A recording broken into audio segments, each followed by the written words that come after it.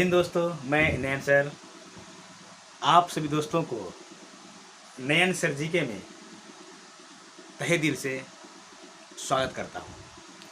जी हाँ दोस्तों, आज मैं आप सभी के लिए अति महत्वपूर्ण प्रश्न लेकर आया हूँ जो बायोलॉजी से संबंधित है।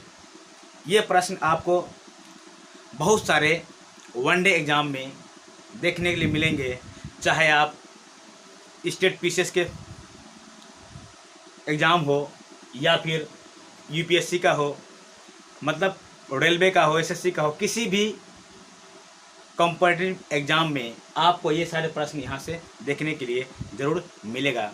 जी हाँ दोस्तों, मैंने यहाँ पे कुछ प्रश्न इकट्ठा किया हूँ जो किसी न किसी एग्ज़ाम से संबंधित है और कहीं न कोई न कोई एग्ज़ाम में आपको ये देखने के लिए ज़रूर मिल जाएंगे। तो कहते हैं ज़िंदगी में किसी भी चीज़ के साथ समझौता कर लेना दोस्तों, कहते हैं ज़िंदगी में किसी भी चीज़ों के साथ समझौता कर लेना, लेकिन अपने सपनों के साथ कभी समझौता मत करना, क्योंकि ये सपना ही है दोस्तों जो हमें जीने के लिए सिखाता है, आगे बढ़ने के लिए सही रास्ता दिखाता है। जो भटक गया तो समझो वो मर गया, और जिन्होंने अपने इरादों को बुलंद किया है उन्हें दोस्तों उसकी मंजिल और सपना ज़रूर मिला है। तो आइए दोस्तों, मैं शुरू करने जा रहा हूँ। बायोलॉजी का ये मेरा पहला क्लास होगा। मैं आज से एनसीईआरटी से संबंधित सभी बायोलॉजी का प्रश्न मैं लेकर आऊँगा जो सभी एग्ज़ाम के लिए बहुत ही महत्वपूर्ण होगा, और आपके लिए भी, और हमारे यूट्यूब के जितने भी सारे दोस्त जो इस चैनल को देख रहे हैं उन सबों के लिए। आइए शुरू करने जा रहे हैं। सबसे पहले हम लोग देखते हैं दोस्तों, इस संसार में जीव जंतुओं का उत्पत्ति कैसे हुआ है, संसार सृष्टि का उत्पत्ति कैसे हुआ है, इन सभी के बारे में आज बारी बारी से हम लोग जानने की कोशिश करेंगे दोस्तों। सबसे पहले मैं ये बताने जा रहा हूँ, ब्रह्मांड की उत्पत्ति जो हुई थी, कब हुई थी? आज से लगभग 15 अरब वर्ष पूर्व ब्रह्मांड की उत्पत्ति हुई थी। जी हाँ दोस्तों, इस अंतरिक्ष में एक महाविस्फोट हुआ था। क्या हुआ था? महाविस्फोट, जिसे हम लोग बिग बैंग के नाम से जानते हैं, है ना, जिसे हम लोग बिग बैंग के नाम से जानते हैं। इन्हीं बिग बैंग के द्वारा एक बहुत बड़ा धमाका हुआ। इन्हीं धमाकों से अंतरिक्ष में सभी ग्रहों का निर्माण हुआ, समझे ना। तो जिसमें कुछ छोटे हैं कुछ बड़े। तो आइए हम लोग बारी बारी से जानने की कोशिश करेंगे। तो आज से लगभग 4.5 अरब वर्ष पूर्व सौर मंडल का विकास हुआ। किसका विकास हुआ? सौर मंडल का। जी हाँ दोस्तों, अंतरिक्ष में एक हमारे सौर मंडल है, जो पृथ्वी उस सौर मंडल का परिवार का हिस्सा है, और हम लोग उस सौर मंडल के ही अंतर्गत आते हैं और रहते हैं उसी के अंदर में। तो पृथ्वी की उत्पत्ति आज से लगभग 4.6 अरब वर्ष पूर्व एक गैसीय पिंड से हुआ था। जी हाँ दोस्तों, पहले अंतरिक्ष में कुछ गैसीय गोले थे, है ना। उन्हीं गोलों में गैसों के संकुचन के दरमियान आपस में संकुचित होते होते एक बड़ा विस्फोट हुआ, जिस विस्फोट के द्वारा पृथ्वी का भी निर्माण हो गया। 0.6 अरब वर्ष पूर्व गैसीय पिंड से भूपटल का निर्माण हुआ। जी हाँ दोस्तों, हम लोग जिस पृथ्वी के पटल पर रहते हैं उसे क्या कहते हैं? भूपटल कहते हैं। और इस भूपटल का निर्माण जो हुआ है आज से लगभग 0.6 अरब वर्ष पूर्व हुआ था। अब इसके आगे और जानने की कोशिश करेंगे, जिसे वो जीवी महाकल्प काल के अंतर्गत रखा जाता है। किसके अंतर्गत? वो जीवी महाकाल के अंतर्गत इसे रखा जाता है। इंग्लिश उसे हमारे मतलब कि अंग्रेजी में क्या कहते हैं? उसे एजोइक इरा कहेंगे। क्या कहेंगे? एजोइक इरा के नाम से जाना जाता है। किस काल को? जिस काल में पृथ्वी का ये सतह ना, भूपटल, इसका निर्माण हुआ है, उस काल को। ठीक है। पृथ्वी का इतिहास को जीवी महाकल्प, है ना, जोइक इरा कहा जाता है। पृथ्वी का इतिहास को क्या कहेंगे? है ना, जीवी महाकल्प, जोइक इरा कहेंगे दोस्तों। ठीक। अब आदि सागर का निर्माण 3.8 अरब वर्ष पूर्व हुई, जिसे आर्कीजोइक महाकल्प कहा जाता है। इसी में सबसे पहले जीवन की उत्पत्ति हुई थी। जी हाँ दोस्तों, अगर पूछा जाए कि जीवन की उत्पत्ति सबसे पहले कहाँ हुई थी? तो आदि सागर में हुई थी। किसमें हुई थी? आदि सागर में। कब? तो आज से 3.8 अरब वर्ष पूर्व हुआ था। ठीक। अब रूसी, है ना, रूस का एक रसायन शास्त्री था, जीव रसायन शास्त्री AI ओपेरिन ने सन 1924 में भौतिकवाद और पदार्थवाद का सिद्धांत दिया, जिसमें उन्होंने लगभग 500, है ना, 500 प्रकार के जीव जंतुओं का अध्ययन किया था। उन्होंने एक किताब लिखा था, उस पुस्तक का नाम है ओरिजिन ऑफ लाइफ। क्या नाम है उसका? Origin of life. जी हाँ दोस्तों, कभी पूछा आपसे कि ओरिजिन ऑफ लाइफ नामक पुस्तक का लेखक कौन है? तो AI ओपेरिन कहाँ का रहने वाला था? ये दोस्तों, ये रूस का रहने वाला था।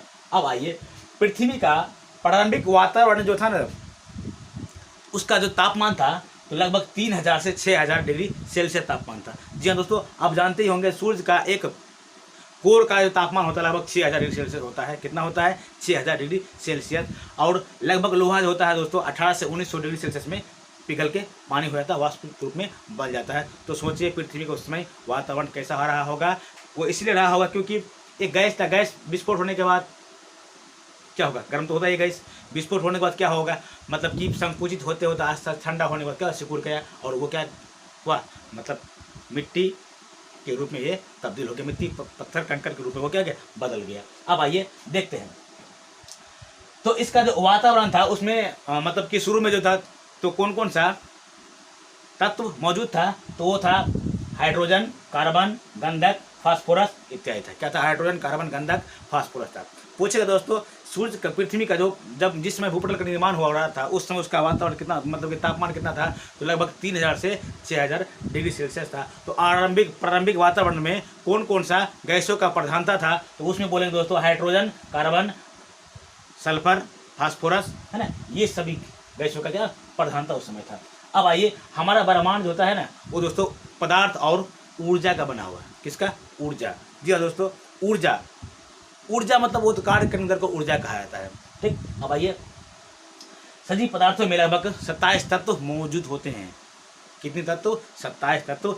जी हाँ दोस्तों, 27 तत्वों में से कुछ सूक्ष्म पोषक तत्व होते हैं और कुछ बृहद पोषक तत्व होते हैं। सूक्ष्म पोषक तत्व उसे कहते हैं जो हमारे शरीर की वृद्धि के लिए आंशिक रूप से जिम्मेदार होता है, और बृहद पोषक तत्व उसे कहते हैं जो हमारे शरीर की वृद्धि के लिए मतलब कि अधिक रूप से जिम्मेदार होता है। जी हाँ दोस्तों, आइए हम लोग अच्छी तरह से बारी बारी से समझने की कोशिश करें। लगभग 50-60 क्वेश्चन का मैंने ये पैटर्न लिया है, जिसमें कि लगभग सभी बेसिक बात इसमें मैंने इंक्लूड किया हूँ आप सभी दोस्तों के लिए। आइए, सजीव पदार्थों के संयोजन में लगभग ऑक्सीजन कितना होता है? 65%, कार्बन 18.5%, हाइड्रोजन 9.5%, नाइट्रोजन 3.3% से बने होते हैं। तो ये है दोस्तों मतलब सजीवों का, पदार्थों का संयोजन, मतलब निर्माण जो होता है इन सभी तत्वों को, है ना, संयोजन से हुआ है।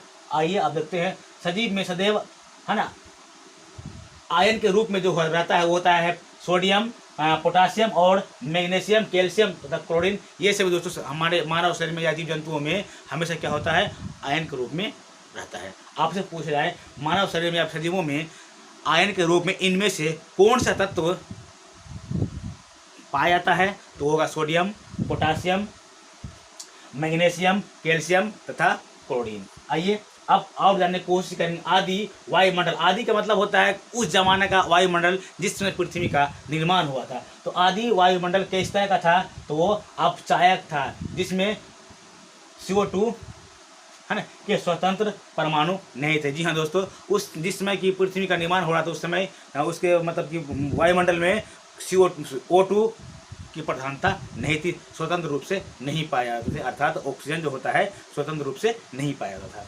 आइए अब देखते हैं, सजीव पदार्थों में 14% प्रोटीन और 3% वसा तथा, है ना, 1.1% का कार्बोहाइड्रेट पाया जाता है। मतलब सजीव पदार्थ में क्या होता है? 14% प्रोटीन, 3% फैट अर्थात वसा तथा एंड 1% कार्बन डाइऑक्साइड पाया जाता है। ठीक है दोस्तों, हमारा शरीर भी जो होता है, हमारे शरीर का जो निर्माण जो होता है, निर्माण करने में जो पदार्थ जो होता है वो पोषक तत्व जो होता है उसे हम क्या कहेंगे? प्रोटीन कहेंगे। क्योंकि प्रोटीन जो होता है लगभग हमारे शरीर का निर्माण का जो हिस्सा जो निभाता है लगभग 14% उसका योगदान होता है दोस्तों, किसका? प्रोटीन का। और आपको इससे सवाल ये पूछा जाए कि सबसे अधिक मात्रा में प्रोटीन किस में पाया जाता है, तो आप क्या बोलोगे?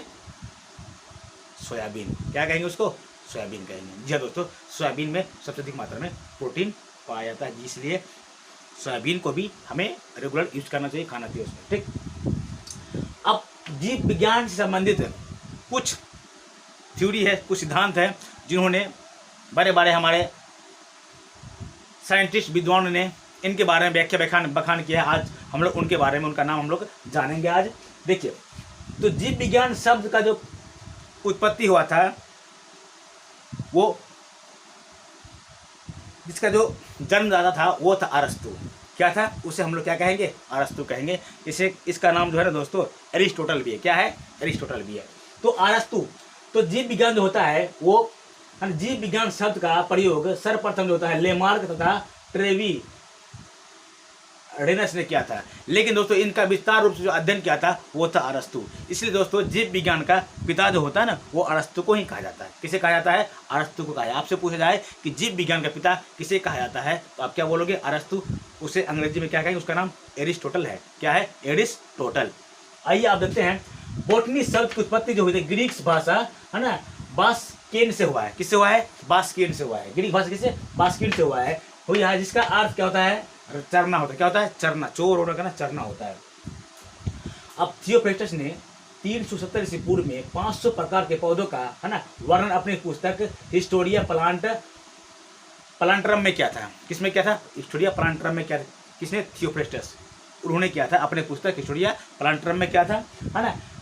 इसके कारण उसे वनस्पति विज्ञान का पिता कहा जाता है। आपसे सवाल पूछा जाए ये कि वनस्पति विज्ञान का पिता किसे कहा जाता है, तो आपको बोलना है थियोफ्रास्टस भाई साहब को वनस्पति विज्ञान का पिता कहा जाता है। ठीक है दोस्तों, आइए अब देखते हैं फिर से।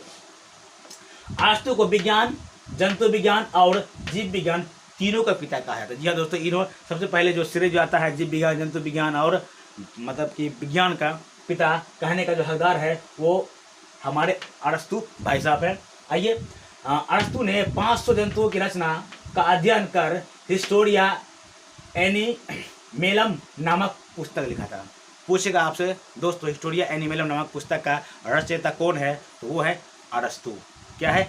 अरस्तु। और दोस्तों पहले वनस्पति विज्ञान के बारे में किसी को पता था या ना था पता नहीं, लेकिन उस समय ज़्यादातर वनस्पति को भी जंतु विज्ञान में उसका अध्ययन किया गया था। आइए आप देखते हैं फिर से, जीवधारियों के गुण। जी हाँ दोस्तों, जीव जंतु जो होते हैं ना, उनका जो अभिलक्षणीय गुण जो होता है, कौन कौन सा गुण होता है, जिसके आधार पर हम लोग क्या करते हैं, जान जाते हैं कि जीव जंतुओं में ये क्या होता है, ये सजीव है या निर्जीव है। इन्हीं कुछ गुणों के आधार पर हम लोग उन्हें पहचान जाते हैं कि वो मतलब कि वो जीवित प्राणी है या फिर निर्जीव प्राणी है। सबसे पहला जो होता है उसमें क्या होगा? वृद्धि होगा। क्या होगा? वृद्धि। उसके बाद प्रचलन होगा, श्वसन होगा, पोषण होगा, प्रजनन इत्यादि होता है। किसमें? जीवधारियों भी। ये इसका मौलिक गुण पाया था उसके अंदर में। कोशिका शरीर की रचनात्मक कार्यात्मक इकाई होता है। जी हाँ दोस्तों, जितने भी सारे जीव जंतुओं का निर्माण हुआ है वो किससे हुआ है? कोशिकाओं, कई कोशिकाओं के मिलने से हुआ है। कुछ जंतु होता है दोस्तों एक कोशिकीय और कुछ जंतु होता है बहुकोशिकीय। हम लोग जो प्राणी हैं वो बहुकोशिकीय हैं। ठीक है, अमीबा, पैरामेशियम ये सब होते हैं दोस्तों, वो एक कोशिकीय होते हैं। ठीक, अब इस जीव द्रव, है ना, मतलब कि कोशिका के अंदर में एक जीव द्रव पाया जाता है। ये दोस्तों ये कोशिका चैप्टर का ये मतलब कुछ बात है। एक मैं कोशिका विज्ञान से संबंधित एक वीडियो में अब पहले ही अपलोड कर दिया हूँ, आप चाहे तो उसे देख सकते हैं, या नहीं तो मैं फिर से कोशिका चैप्टर को पढ़ाकर आप लोगों के सामने इसकी जानकारी जरूर दूंगा और उससे संबंधित हर एक प्रश्न बताऊंगा जो आपके लिए, आपके परीक्षाओं के लिए, आपके एग्जाम के लिए बिल्कुल ही अति ही महत्वपूर्ण होगा। आइए देखते हैं हम लोग। विविधता जीवधारियों का शाश्वत गुण होता है। विविधता का मतलब ये होता है दोस्तों, मतलब अलग अलग प्रकार के, है ना, अलग अलग बुद्धि, अलग अलग विचार, मतलब अलग अलग गुणों के आधार, अलग अलग गुण सूत्रों के आधार पर जीव जंतुओं का वर्गीकरण किया गया है दोस्तों, है ना। तो विविधता, उसे हम लोग क्या कहेंगे? विविधता कहेंगे।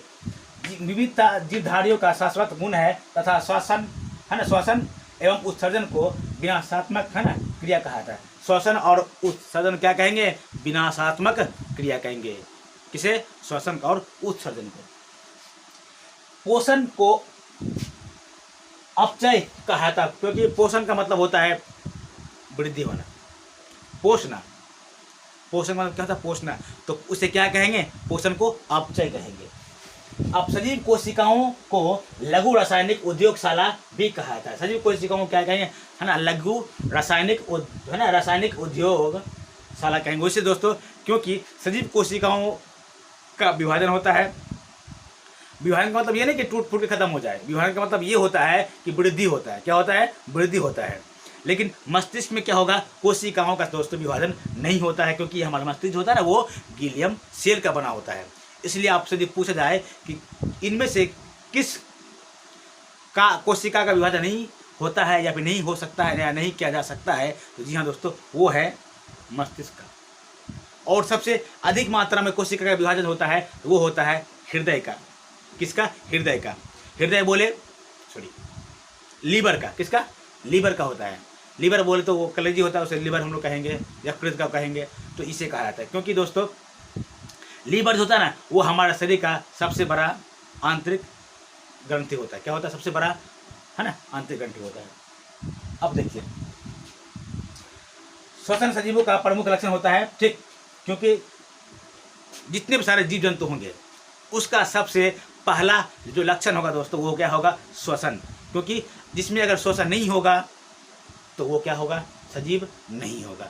अगर जिसमें श्वसन होगा, इसका मतलब दोस्तों उसमें वृद्धि होगा, पोषण भी होगा, प्रजनन भी होगा, उत्सर्जन भी होगा, हर एक चीज होगा जो एक सजीव जंतुओं का प्रमुख लक्षण होता है।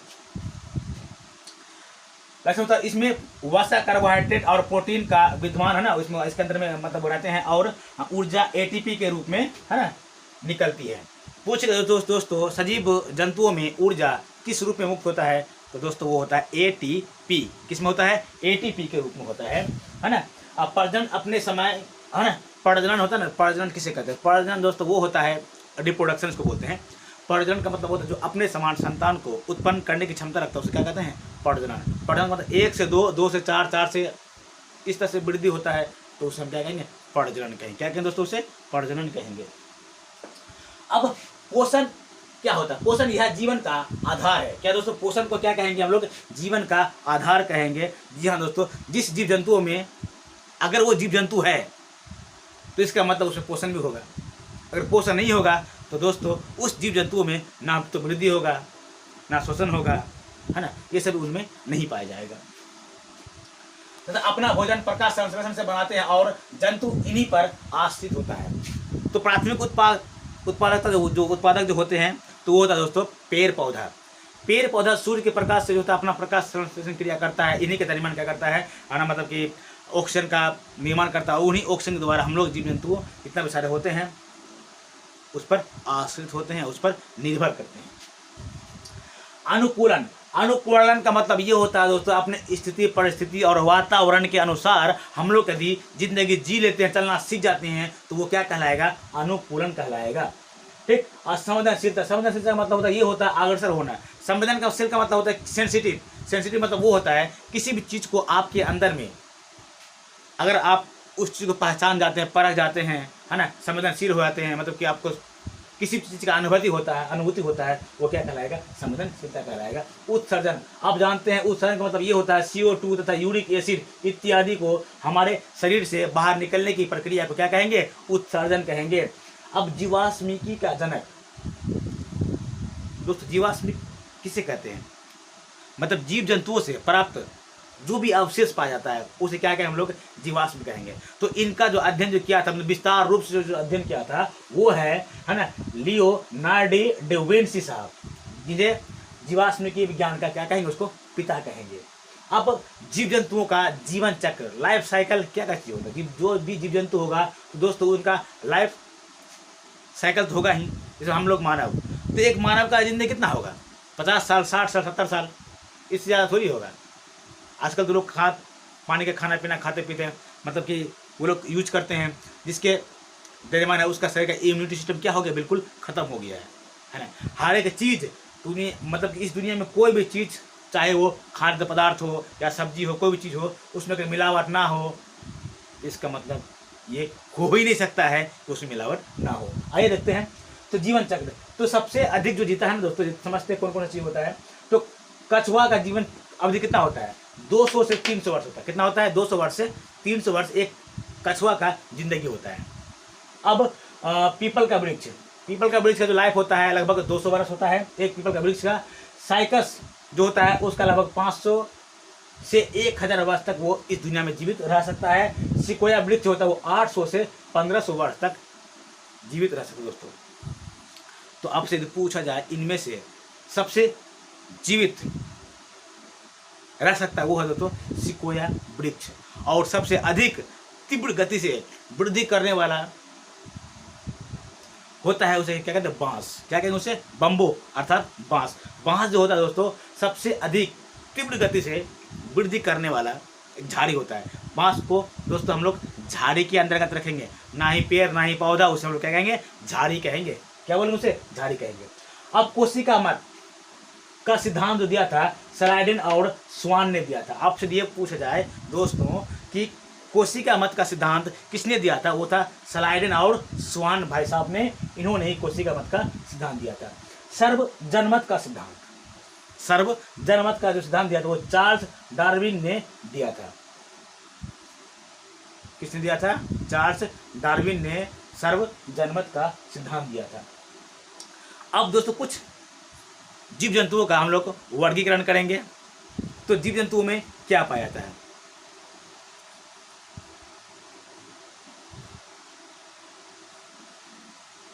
ना? जी हाँ दोस्तों, कुछ बात याद आ गया है ना। जो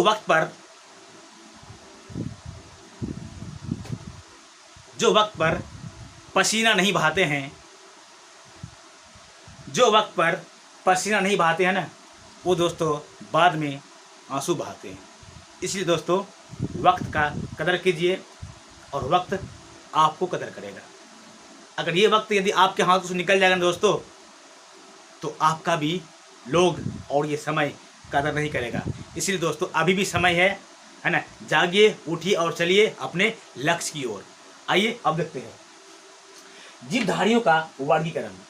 जीवधारियों का वर्गीकरण है कोरोलस लिनियस ने सबसे पहले जीवधारियों का वर्गीकरण किया था। इन्होंने अपनी पुस्तक सिस्टम ऑफ नेचर में पादप जगत, प्लांट किंगडम, जंतु तथा है ना, मतलब कि जंतु जगत को बोले क्या? प्लांट किंगडम बोलेंगे, सॉरी प्लांट, पादप जगत को बोलेंगे प्लांट किंगडम, और जंतु जगत क्या बोलेंगे? एनिमल किंगडम से नामक, मतलब कि नाम से उन्होंने एक पुस्तक लिखा था जिस पुस्तक का नाम है सिस्टम ऑफ नेचर। अब इन्होंने कोरोलस लिनियस ने वर्गीकी का इतना अध्ययन सारा किया। वर्गीकरण का मतलब दोस्त होता है मतलब कि जाति के आधार पर, कर्म के आधार पर, उसका व्यक्तित्व का शारीरिक बनावट के आधार पर जो जीव जंतुओं का अलग अलग रूप में विभाजित किया गया ना, इसे हम लोग क्या कहेंगे? वर्गीकीकरण। क्या कहेंगे? जीव जंतुओं का वर्गीकीकरण कहेंगे।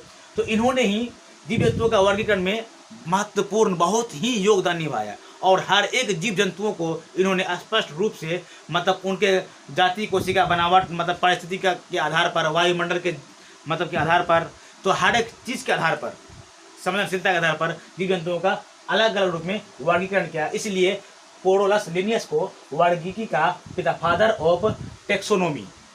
यहाँ दोस्तों वर्गीकी का अध्ययन करना टेक्सोनोमी कहलाता, क्या कहलाता है? टेक्सोनोमी कहलाता है। अब यूग्लिना एवं क्लेमिडोमोनास, यूग्लिना और क्लोमिडोमोनास ये दो पादप है दोस्तों। क्या है? पादप की तरह व्यवहार करते हैं लोग। ये जंतु है लेकिन पादप की तरह ये दोनों व्यवहार करते हैं। तो उसमें क्या होता है? प्रकाश संश्लेषण की क्रिया होता है। ये दोस्तों ये सवाल आपका IAS में पूछा हुआ सवाल दोस्तों। ये कोरोलस लिनियस ने वर्गीकरण के लिए 6 इकाइयों में बांटा। किसका? मतलब जीव जंतुओं का जो वर्गीकरण किया इन्होंने, उसका वंश को, उसके खानदान को, उसके कुल को, जाति को 6 वर्गों में विभाजित किया। कितने वर्गों में? 6 वर्गों में। सबसे छोटा जो था वो क्या था? जाति। क्या था? जाति। उसके बाद वंश, जाति के बाद वंश, वंश के बाद कुल, कुल के बाद गण, गण के बाद वर्ग, वर्ग के बाद संघ।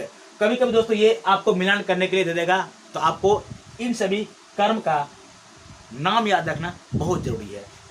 तो वर्गीकरण का जो है ना आधार पर होता है, सबसे छोटा जो इकाई जो होता है वो क्या होता है, जाति होता है, और सबसे बड़ा इकाई होता है वो दोस्तों क्या होता है, संघ होता है। क्या होता है, वो संघ होता है।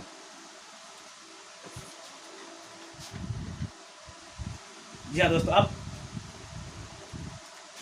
अब इनके बारे में इससे आगे मैं नेक्स्ट वीडियो में लेकर आऊँगा। लेकिन दोस्तों एक बात मैं जाते जाते आप लोगों से कहना चाहता हूँ,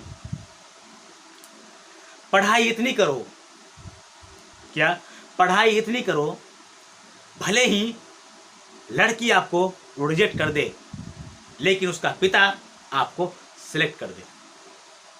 समझे ना। अब कुछ जिंदगी में एक और बात हमेशा याद रखना